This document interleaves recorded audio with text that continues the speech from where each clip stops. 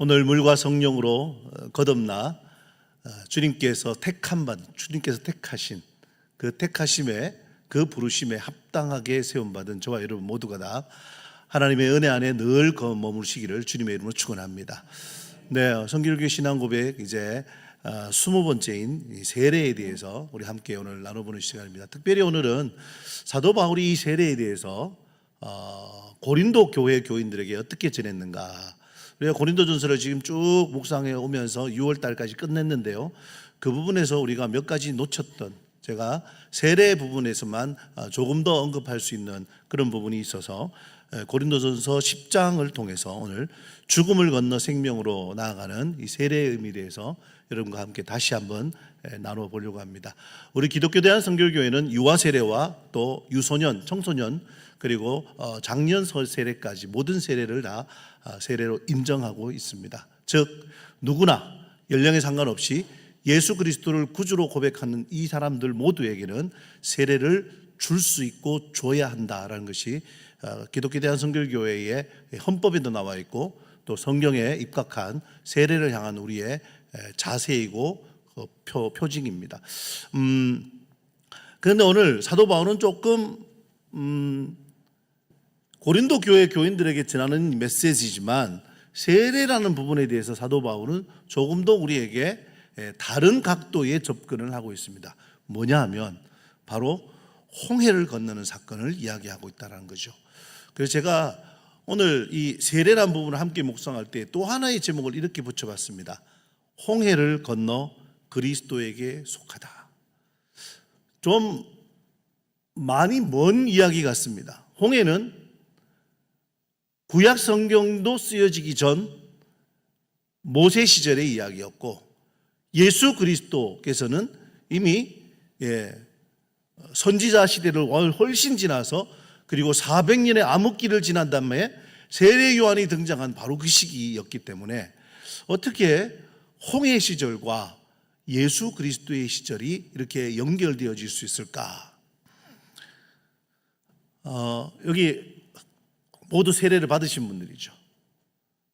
혹시나 방송으로 보시는 분들 중에서도 또 혹시 이간도에 또 세례를 아직 받지 않으신 분들이 계시다면 세례의 의미에 대해서는 우리가 잘 교육하고 또 가르치고 있습니다. 그러니 꼭 세례를 사모하는 마음으로 함께 예배에 참석해 주시고, 또 이 세례라는 것이 얼마나 우리 기독교 신앙의 중요한 부분인가를 오늘 이 시간을 통해서 다시 한번 깨달아 주시는 그런 시간 되었으면 합니다. 또 이미 세례를 받으신 분들은 나는 세례를 받았으니까 이제 끝났다 라고 생각하십니까? 제가 이 세례를 묵상하다가 우리 제 고향 교회에 한 집사님이 딱 떠올랐어요. 지금은 돌아가셨습니다. 그때 당시에도 나이가 많으셨는데 그 부인 아내가 권사님이셨어요. 권사님이 장장 28년을 기도한 끝에 드디어 교회를 나오셨습니다. 제가 청년 시절에는 우리나라에 장례식장이 없었습니다. 여러분도 예전에는 없었죠, 그죠? 그래서 어디서 장례를 치렀죠? 집에서 치렀습니다. 그러면 꼭 필요한 사람이 있습니다. 이제 집에 어르신이 돌아가시면은 그 시신을 염한다고 하죠. 시신을 수습하는 거죠. 정갈하게 닦이고, 지금은 장례 지도사들이 다 합니다. 그런데 그때 당시에는 동네마다 한두 분씩 계셨어요. 그걸 잘 하시는 분이. 이분이 바로 그분이죠. 동네의 모든 염을 도맡아 하시는. 그런데 부인의 기도에 28년 만에 교회를 나오셨어요. 교회만 나왔다 뿐이지 한 1년간은 그냥 예전 습성 그대로 사셨어요. 그러다가 목사님께 세례를 배우신 거예요. 세례를 받아야 됩니다. 그래서 이분이 세례를 받기 위해서 다시 1년 동안 열심히 교회를 다니셨어요. 예배도 빠지지 않고, 점심 때는 꼭 담임 목사님 앞에서 밥 먹고, 담임 목사님 앞에 있어야 뭘 배운대요. 그리고 술도 끊고 담배도 끊고, 그리고는 드디어 세례 교육받고 세례를 받는 그날입니다. 나이도 벌써 70 가까우신 분이 세례를 받기 위해서 정갈하게 옷을 갈아입고 나와서 그분 혼자 세례 받았었어요. 그날 세례를 받고 나서 처음에 그냥 들어가잖아요. 근데 본인이 하고 싶은 말이 있대요. 목사님께서 허락하셔서 앞에서 교인들 앞에, 나 교회 나온 지 2년 만에 세례 받았습니다. 이제부터 나를 세례인, 성이 정씨거든요, 정세례인이라고 불러주십시오. 그런데요, 그 소감에 모두가 다 은혜 받았습니다. 세례가 소중하다는 걸 장로님도 깨닫고 목사님도 깨닫고 권사님, 집사님들도 다시 깨달았어요. 그때 한 장로님이 옆에서, 맞습니다, 장로 직분보다 더 중요한 거 세례 받았다는 겁니다. 나도 세례인이라고 불러주십시오. 그날 우리는 모두 다 같이 그날 세례를 받았든지 40년 전에 세례를 받았든지 모두가 다 똑같은, 주님께서 택하여 불러서 기름 부어 세우신 세례 교인이었습니다. 여러분 어떠십니까? 언제 세례 받았는지 기억도 잘 안 나시죠?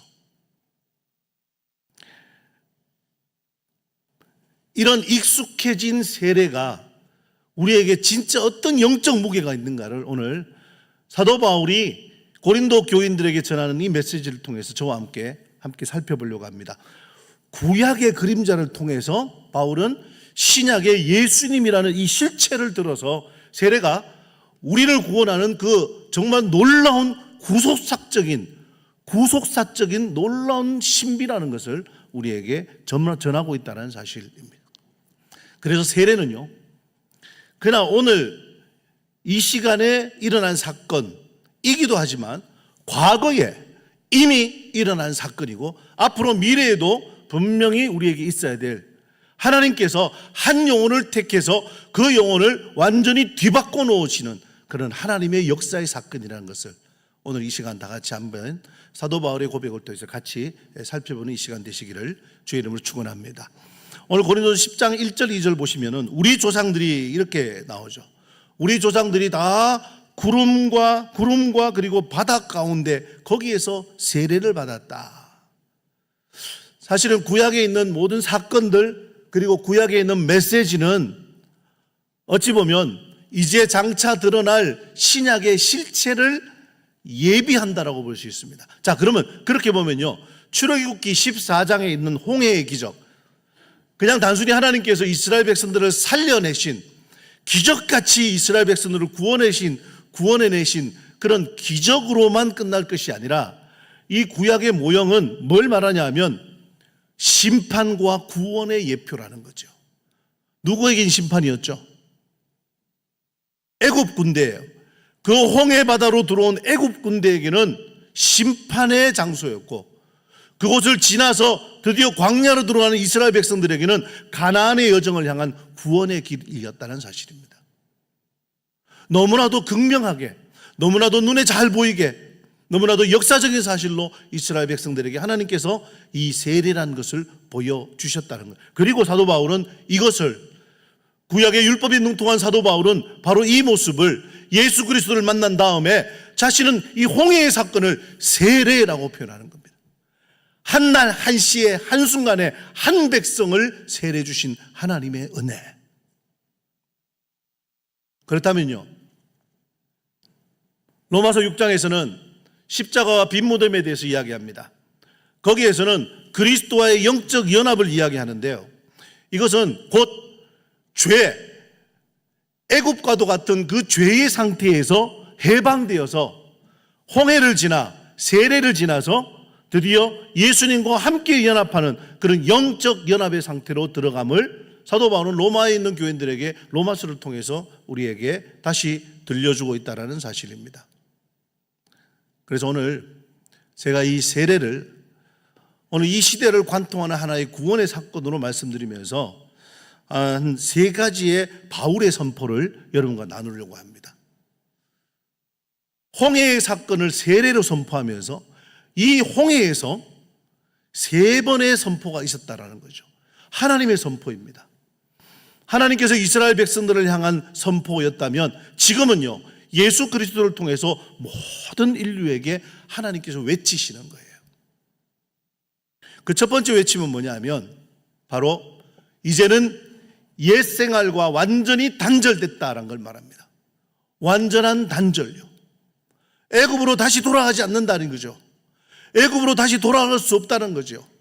과거에 나는 홍해 물속에 완전히 수장시켜버리고 이제 하나님께서 불러일으키시는 새 사람으로 태어났다. 구약의 홍해를 한번 생각해 보십시오. 이스라엘 백성들을 추격하던 그 애굽의 군대요.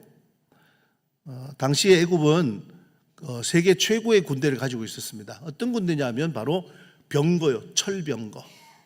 말이 이끄는 마차인데요. 마차 옆에 날카로운 칼날이 달려 있어서 그 마차를 타고 말을 몰고 지나가기만 해도 그 군대들이 속속들이 쓰러지는 그런 정말 대항할 수 없는 무기가 바로 전차, 마차였습니다.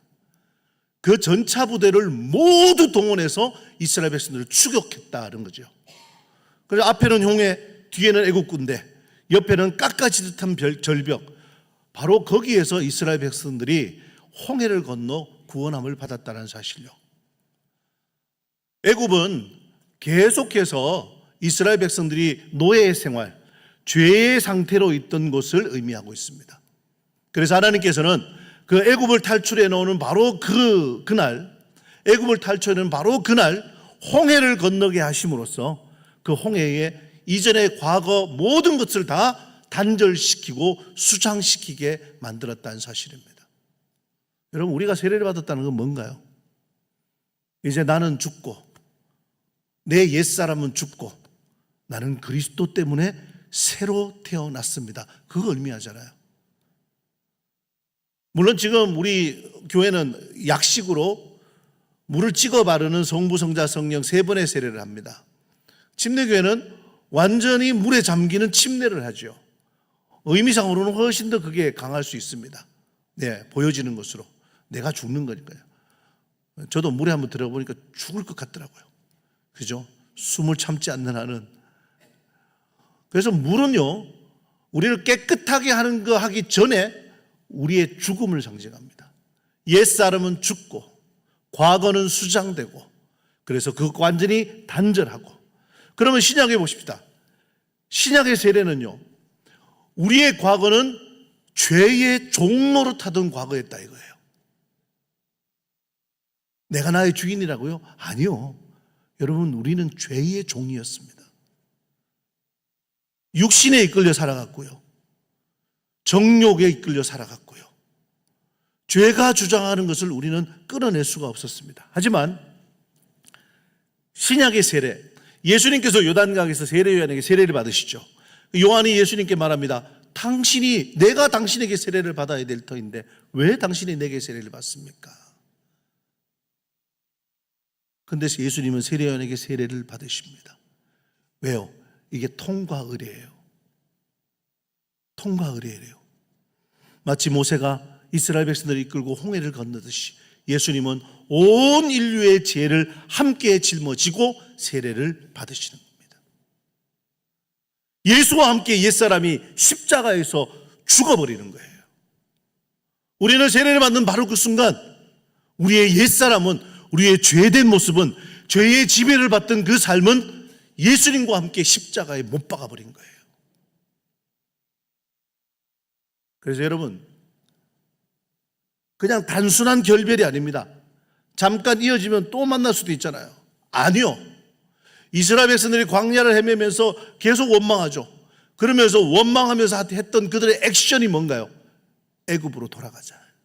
애굽으로 돌아가자. 그럴 수 없습니다. 다시 돌아갈 수 없습니다. 그래서 그들은 원망하다가 광야에서 죽었죠. 세례는 하나님의 선언입니다. 옛사람과 완전히 단절된다는 하나님의 선언입니다.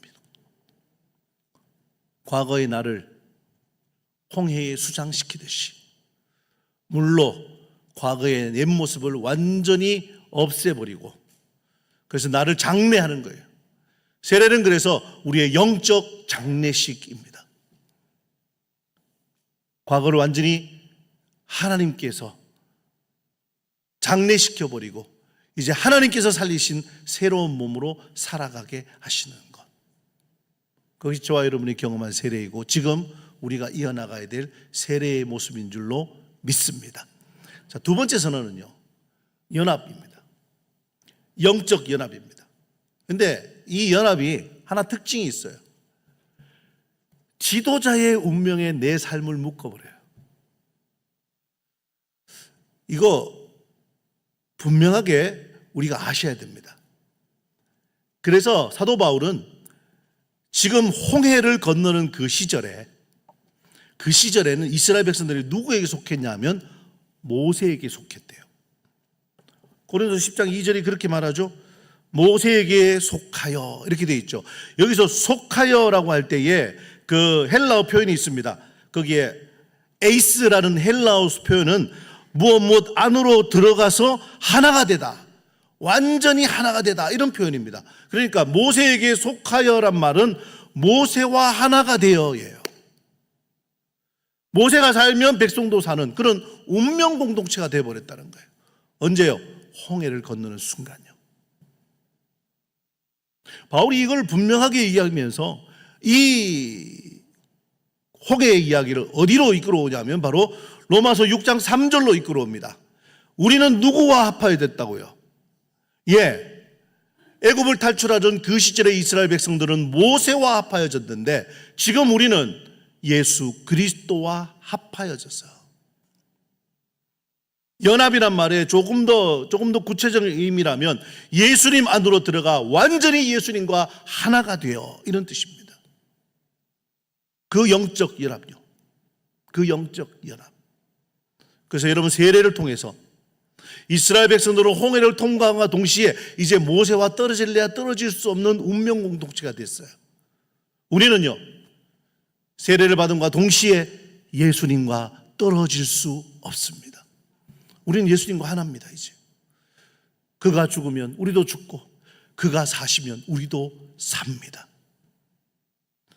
내 인생의 주도권이 완전히 예수님께로 넘어간 상태를 말합니다. 자, 그런데 세례받은 다음에도 여러분, 내 마음대로 죄를 따라, 옛 속성을 따라, 옛 습성을 따라 살아간다면 어떤가요? 다시 애굽으로 돌아가자는 얘기예요. 다시 홍해를 건너는 겁니다. 그때는 홍해가 갈라지지 않겠죠. 그때는 배 타고 건너든지 헤엄쳐 건너든지 건너야 돼요. 그러니 여러분, 예수님과 합하여라는 이 로마서 6장의 고백은 예수 그리스도께서 예수님의 십자가의 죽음이 곧 나의 죽음이 되며 예수님이 부활하시면 그 부활의 생명이 내 생명이 된다라는 뜻입니다. 홍해를 통해서 우리에게 주시는 하나님의 놀라운 두 번째 선언을 들으십시오. 우리는 예수 그리스도와 하나입니다. 이 영적 연합이 바로 세례라는 그런 엄청난 은혜로 우리에게 주어졌음을 믿는 저와 여러분 다 되시기를 주님의 이름으로 축원합니다. 마지막 세 번째 선언요. 이 세 번째 선언이 참 중요한데요. 새로운 삶입니다. 여러분, 이스라엘 백성들이 홍해를 건넜어요. 홍해를 건넜고 그 홍해의 애국 군대가 다 수장되어 죽었습니다. 홍해 바다 건너편에서 이스라엘 백성들은 미리암을 통하여서 하나님 앞에 놀라운 찬양의 시를 지어 올립니다. 승리의 찬양이죠. 승리의 찬양. 기뻤습니다. 그렇지 않겠습니까? 우리를 죽이려던 원수가 우리 대신 우리가 건넌 홍해 바다에 다 수장되어 버렸어요. 승리의 찬양이죠. 그런데요. 홍해를 건넌 다음은 무슨 생활이 기다리고 있습니까? 광야예요. 성경은 분명하게 기록하고 있습니다. 출애굽기에 이스라엘 백성들이 홍해를 건너 광야로 들어갔다. 딱 기록해 있습니다. 광야가 어떤 곳이죠? 물이 없습니다. 먹을 게 없습니다. 잠시나마 햇볕을 피할 그늘도 없습니다. 밤이 되면 영하로 떨어지는 그 날씨를 피할 아무런 것도 없는 것이 광야입니다. 여러분, 우리가 세례를 받았습니다. 세례받아서 정말 그 기쁨으로 아까 제가 말씀드린 그 집사님처럼 집사님이 되셨죠. 네, 정세례인, 나는 세례인입니다 하고 너무 감격스럽게 살았어요. 자, 그런데 뭔가 바뀐 게 있던가요? 예수 믿기 전보다 더 힘든, 예수 믿기 전보다 더 괴로운 일들이 더 많이 생깁니다. 광야 같은요. 예수 믿는 것 때문에 더 고난이 찾아오고, 예수 믿는 것 때문에 더 아픈 일들이 더 많아지고, 예수 믿는 것 때문에 더 관계는 깨어집니다. 광야 아니던가요? 그럼 여러분, 세례받은 직후에 마주하는 그 메마르고 척박한 세상을 생각해 보십시오. 여전히 건강, 자녀, 경제적 위기, 인간관계의 위기, 오히려 더 많아진 갈등의 골들이 우리 앞에 나와 있잖아요. 이스라엘 백성들이 그랬습니다. 광야로 들어가니까 공급받을 데가 없어요. 농사 지을 땅이 있나요? 물을 구할 운물이 있나요? 하지만 하나님께서 그곳에서 만나를 주십니다. 너희가 수고도 하지 않고 너희가 거저 얻었던 그 만나, 그리고 물도 주시죠. 목말라서 원망하고 원망하니까 하나님께서 물을 주십니다. 반석에서 물이 솟아나게 하십니다. 대표적으로 만나와 반석의 물로 이렇게 표현을 했지만 메추라기도 주셨고요. 광야에서 생활할 수 있는 모든 생활을 40년 동안 하나님께서 친히 공급하셨습니다. 이 사실을 사도 바울은 지금 오늘 고린도전서에도 이렇게 고백하죠. 광야에서 신령한 물과 신령한 음식과 그리고 정말 신령한 반석에서 나오는 그런 생수를 마셨다. 그리고 그 반석은 누구라고요? 예수 그리스도이십니다. 여러분, 요한복음에 예수님께서는 자신을 생명의 떡이라 말씀하시고, 사마리아 여인에게는 나는 물이다,